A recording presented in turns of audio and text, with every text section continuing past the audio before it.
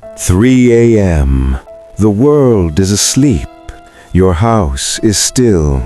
No cars, no voices, just silence. And somewhere beneath that silence, something in you is awake. Not the part that worries or plans, something older, something that has been running quietly underneath every belief you carry about who you are, what you deserve, and what is possible for you. Here is what's extraordinary. Across thousands of years, across civilizations that never shared a language or a map, ancient Egypt, Tibet, Islam, Christianity, indigenous America, every single one of them pointed to this exact hour. They called it different things: the hour of the watcher, the sacred watch, the thin place, but they were all describing the same thing. A window in the fabric of your mind that only opens here, where what you plant goes deeper than thought, deeper than memory, deeper than anything your waking self can reach. Modern neuroscience looked at the human brain between 2 a.m. and 4 a.m. and found exactly what those traditions were pointing at. They just called it something different. By the end of this video, you'll understand why. You'll have a complete ritual you can use tonight, and you'll understand, perhaps for the first time, why everything you've tried before may not have worked, and precisely what was missing. You have slept somewhere between 20 and 30,000 nights in your life. But how much do you actually know about what your brain is doing during those hours? Here's what almost nobody knows, and what's costing people something enormous. When you sleep, your brain moves through cycles every 90 minutes. The early cycles are dominated by deep slow-wave sleep, physical restoration, immune repair. But as the night progresses, past the midpoint, past 2 a.m., the balance shifts. REM phases grow longer and longer. By 3 a.m., you are entering the longest, most cognitively active REM period of the entire night. This is when your brain is not resting. This is when your brain is working. 3 kinds of work specifically. Memory consolidation. Your brain is sorting and filing the experiences of the day. What you were thinking about most intensely before sleep has a disproportionate influence on what gets reinforced. Emotional regulation. Your brain uses this window to process unresolved emotional material. What you feel when you wake up is substantially shaped by what your brain processed here. And third, belief formation. Your deep operating beliefs about yourself and what's possible are not fixed. They are maintained, actively, nightly. Your brain revisits its own operating system during this window and reinforces the beliefs it's already running. Every single night, it is rebuilding the ceiling of your life while you sleep. Now here's the critical piece. There's a structure in your brain called the reticular activating system, the RAS. Your brain receives 11 million bits of information per second. Your conscious mind can handle about 40. The RAS decides what reaches your awareness and what doesn't. It is not neutral. It shows you the world as you believe it to be. If you believe opportunities don't exist for you, your RAS hides them. If you believe you're not capable of more, it makes sure you never see the evidence that would challenge that. Right now, your RAS has been trained by years of default thinking. It produces results that match its programming. The 3 a.m. ritual is how you rewrite the algorithm. Here's why this hour specifically.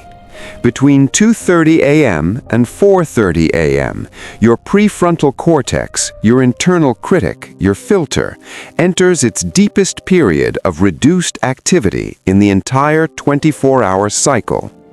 The gatekeeper is drowsy, the defenses are down, and in the minutes when you wake slightly and descend back toward sleep, your brain enters what neuroscientists call the hypnagogic state. Theta waves, 4 to 8 cycles per second. This is the state clinical hypnotherapists spend hundreds of dollars an hour trying to artificially induce. Your brain offers it to you, freely, every single night. In this state, new beliefs bypass the critic and go directly to the subconscious, filed as fact, as real, as the new operating system. The ancient traditions called it the open gate. Neuroscience calls it the hypnagogic window. I call it the most important 30 minutes of your day. When I mapped the 3 a.m. practices of every ancient tradition against the neuroscience of the hypnagogic window, I found 4 components they all had in common. Not approximately, exactly. I call them the 4 pillars. Pillar 1, intention crystallization. The most common reason manifestation practices fail is not lack of belief, it's a vague intention. The subconscious is a targeting system. It requires a precise coordinate. Give it, "I want more money," and it receives noise. It cannot act on noise. Before you enter the 3 a.m. window, you collapse your entire intention into one sentence. It must meet 3 criteria. Present tense, not "I will be," "I am." The subconscious operates in the present. Future tense files your desire as something still coming, not something already here. Specific. Specific enough that you would know without ambiguity whether it was true. Not "I am wealthy." I am building work that creates financial freedom and genuine meaning for my family. Emotionally resonant. When you read it, you should feel something real in your chest, not performed enthusiasm. If it doesn't move you, rewrite it until it does. The subconscious reads the feeling beneath the words, not the words themselves. Pillar 2. Emotional frequency loading. The subconscious does not understand words. It processes emotional frequency. When you repeat an affirmation with doubt underneath it, doubt is what gets filed, not the words. Neville Goddard called it the feeling of the wish fulfilled, not the excitement of something coming, the settled, ordinary, integrated feeling of someone for whom the thing has already arrived, normal about it, already home. Neuroanatomist Dr. Jill Bolt Taylor found that a genuine emotion as a biochemical event lasts 90 seconds, which means 90 seconds of authentic, embodied presence inside the feeling of your desired reality, delivered into the theta window, is received by the subconscious as a memory of something that already happened. 90 seconds. That's all. Pillar 3. The subconscious bypass. Conventional affirmations often fail because the gap between the statement and your current self-concept is too large. The brain detects the mismatch and reinforces the existing belief instead. The solution is the bridge statement, language that the nervous system can accept without resistance, but that points unmistakably in the direction you're building. Instead of, "I am a millionaire," "I am becoming someone who naturally attracts financial abundance." The brain cannot reject this. It's already true in the sense that you're moving toward it, and the RAS begins filtering for evidence that confirms the direction. And then the 4 words from Tibetan monastic tradition. This is already done. Not an affirmation, not a wish, a statement of completion. It generates the neurological signature of arrival, the settled, unanxious state of someone who has already received what they came for. The subconscious files completion as real, as instruction, as the new operating reality. Pillar 4. Dream anchoring. Classical conditioning. When a neutral object is repeatedly paired with a specific internal state, the object eventually triggers that state on its own, automatically, reliably, without effort. The ancient traditions understood this intuitively. Egyptian amulets, the Tibetan dorje, the dream catcher. You choose a small object, a stone, a coin, a worn ring, something with personal resonance. Every time you enter the 3 a.m. ritual, you hold it, the same hand, the same quiet deliberateness. Over 66 days, this object becomes neurologically linked to the state you've been building. You can hold it anywhere, in a difficult meeting, in a moment of doubt, and your nervous system returns to the practice. You carry the doorway with you. Here is the full protocol. 5 phases, every night at 3 a.m. Phase 1, breathe in. Box breathing. 4 counts in, 4 hold, 4 out, 4 hold, 6 cycles. This shifts your nervous system from defended to open, from day mind to threshold mind. Phase 2, write. Take your journal, write your single sentence by hand 33 times, slowly, each word deliberate. Around repetition 15, something shifts. The words stop being words and become a frequency, a vibration in the chest. This is the critical faculty stepping back, installation beginning. Phase 3, the emotion flood. Close your eyes. Place one hand on your chest. Imagine a single ordinary moment in the life of the person for whom your intention is already true.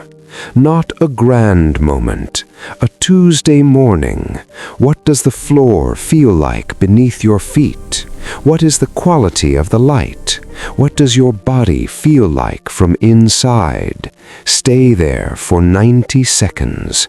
Find the feeling. Don't manufacture it. It's already in you. Give it fully to the open subconscious. Phase 4. The words. Hold your anchor object. Say your bridge statement quietly, with the even tone of someone making an accurate observation. Then 21 times, with complete settled certainty, this is already done. Phase 5, the release. This is the most important step. Genuine release is not indifference. It is the posture of someone who has sent a letter by a method they completely trust. They do not run to the mailbox every hour. They sent it. It's handled. Say aloud, "It is done. I return to sleep with faith, not with longing." Set the object down. Open your hands. Let sleep receive you. Before you begin, 3 warnings. Desperation kills the practice. If you carry longing into the ritual, the subconscious reads, "I don't have this," and works to maintain exactly that. The correction is the release, every time. Consistency is everything. Research shows habit formation takes an average of 66 days, not 21. The first 2 weeks, nothing is visible. The work is underground. The person who stops at day 10 pulls the plant out 2 weeks before it breaks the surface. Stay. Guard the practice. Research shows that sharing a goal before achieving it produces a reward response that reduces follow-through. Keep the 66 days private. Let the result be the announcement. Here is what this is actually about. Not manifesting circumstances, becoming the person who no longer believes they don't deserve them. When you change the operating belief at the center of everything, the one that says, "This is who I am, and this is what people like me get to have," the ceiling lifts, not because the world changed, because you changed, and the world, as it always does, adjusted to meet you where you are. The Hermetic tradition said, "As within, so without." The Vedic tradition said, "The outer world is a projection of the inner state." Neville Goddard said, "Consciousness is the only reality." Neuroscience says, "The RAS shows you the world as you believe it to be." Different languages, the same map. The 3 a.m. window is real. The neurological receptivity is real. The human capacity to change at the deepest level of the operating program is real.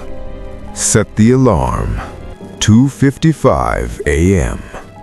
Journal on the nightstand. Anchor object in your hand. Show up in the dark, at the threshold, night after night, until the person on the other side of 66 days is no longer someone you're trying to become, but simply who you are.